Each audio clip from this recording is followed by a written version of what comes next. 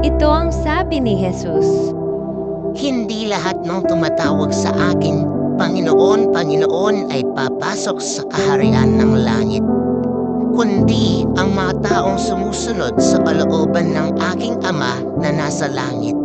Sa araw ng paghuhukom, marami ang magsasabi sa akin, Panginoon, Panginoon, hindi po ba't sa inyong pangalan ay nangaral kami, nagpalayas ng mga demonyo at gumawa ng mga himala? ngunit sasabihin ko sa kanila, hindi ko kayo kilala. Lumayo kayo sa akin, kayong mga gumagawa ng kasamaan.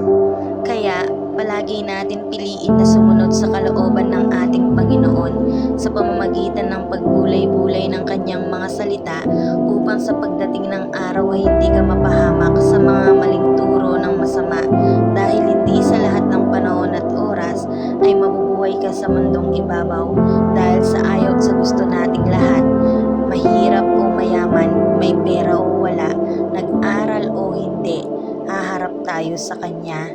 Kaya hanggat may panahon ka pa, huwag mong ubusin ang oras mo sa kaka-cellphone mo ng matagal at kung paano ka kikita kay Meta sa kaka-upload ng mga video mo, dahil hindi naman nating alam kung kailan siya darating. Kaya huwag mong sayangin ang mga oras mo sa mga bagay na walang kabuluhan.